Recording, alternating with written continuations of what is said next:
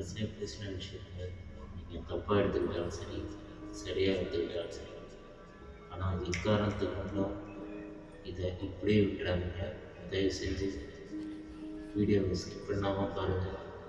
ஏன்னா ஒவ்வொரு உயிரை காப்பாற்றுறதுக்கும் உங்கள் வீட்டில் நடக்கிற தப்பான ஒரு சண்டையாக இருந்தாலும், எந்த வித பிரச்சனையாக இருந்தாலும் அதை தீர்க்க கண்டிப்பாக ஒரு இந்த வீடியோவில் வழி இருக்கும். தயவு செஞ்சு வீடியோவை ஸ்கிப் பண்ணாமல் பாருங்கள். ஷேர் செய்யுங்க, ஃபாலோ பண்ணுங்கள், சப்ஸ்கிரைப் பண்ணுங்கள்.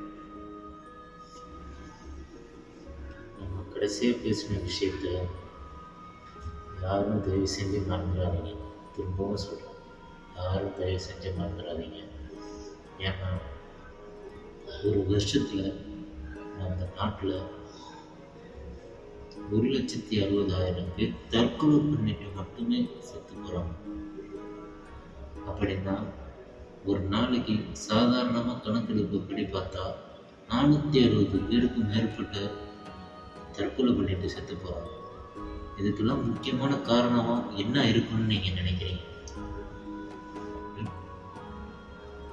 என்ன கேட்டா, உன்னை பெத்த அப்பா அம்மா உன்னை ஒழுங்கா வளர்க்கல. இன்னொன்னு, நீ பழகுற கூட்டாளி சரியில்லை. 3, காதல் பிரச்சனை. 4, இவன் பொண்டாட்டி அவன் வச்சிருக்கான், அவன் பொண்டாட்டி இவன் வச்சிருக்கான்ற கள்ளக்காதல் பிரச்சனை. 5, தனிமை, இருட்டு. இது போன்ற விஷயத்தை மட்டுமே விரும்பி இருக்கிறாங்க. இந்த மாதிரிலாம் இருக்கிறதுனால ஏகப்பட்ட பிரச்சனையை அவங்க மண்டைக்குள்ளே ஏற்றிக்கிட்டு, இந்த தற்கொலைன்றது சாதாரணமாக ஒரே நாளில் அவங்க முடிவு பண்ணுறது கிடையாது. ஒவ்வொரு நாளும் யோசித்து என்ன பண்ண போகிறோம் அப்படின்னு நினச்சி தெரியாமல் அறியாமல் பண்ணுறது தான். நாங்கள் தெரிஞ்சு வேணும்னே பண்ணுறோம் அப்படின்றது, அவன் ஒரு பைத்தியக்காரனாக தான் இருப்பான். கண்டிப்பாக அவன் ஒரு பைத்தியக்காரனாக தான் இருப்பான். நீங்கள் தயவு செஞ்சு அந்த மாதிரி வீட்டில் ஒரு சில நடவடிக்கைகளை கண்டா தயவு செஞ்சு இந்த மாதிரி சொல்லி தவிர்த்துருங்க. அந்த மாதிரி உங்களுக்கு சூழ்நிலையோ காலநிலையோ ஏற்படுது அப்படின்னா,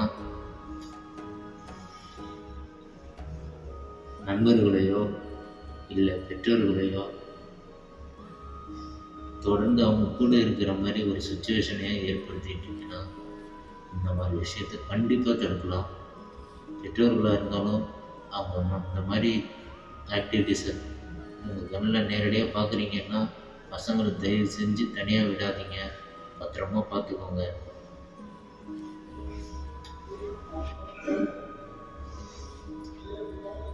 சரி விடுங்க, அந்த மாதிரி விஷயத்தை அப்படியே மறந்துடுவோம். இதுக்கெல்லாம் முக்கியமான காரணமாக யார் இருப்பாங்கன்னு நீங்கள் நினைக்கிறீங்க?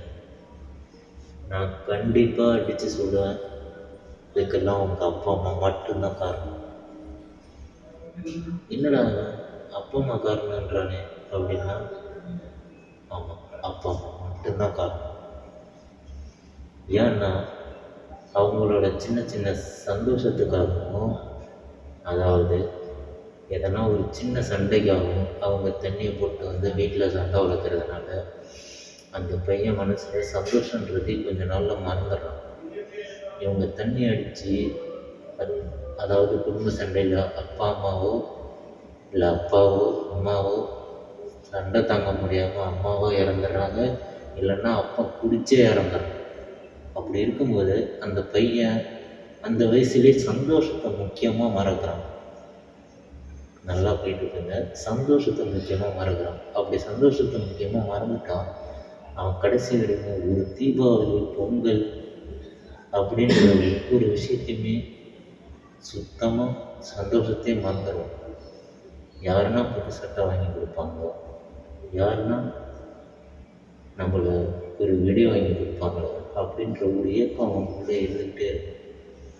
இந்த மாதிரி இயக்கத்தை உருவாக்குறது யார்?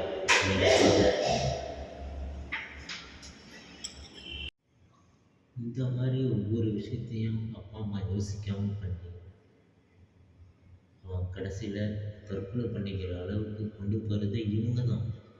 அப்படி இருக்கும்போது பசங்களை எப்படி நீங்கள் காரணமாக சொல்கிறீங்க அப்படின்னா, பசங்க மேலே தப்பு இருக்குது.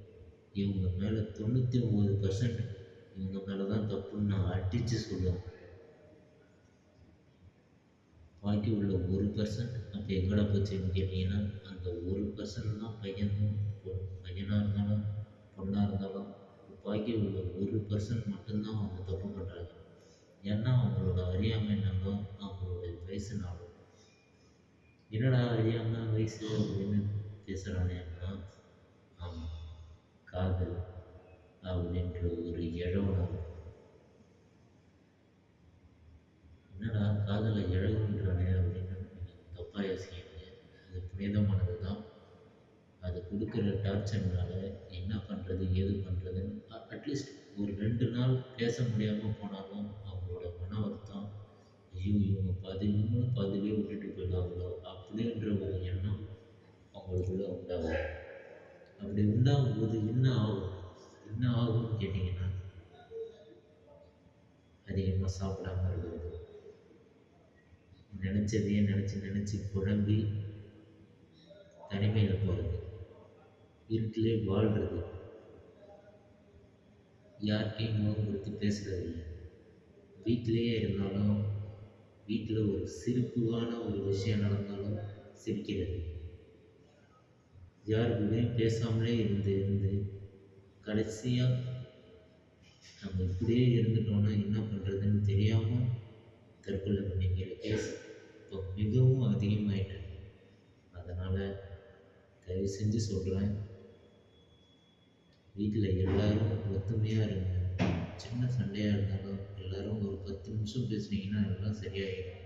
தயவு செஞ்சு எல்லாம் ஒத்துமையாக இருங்க.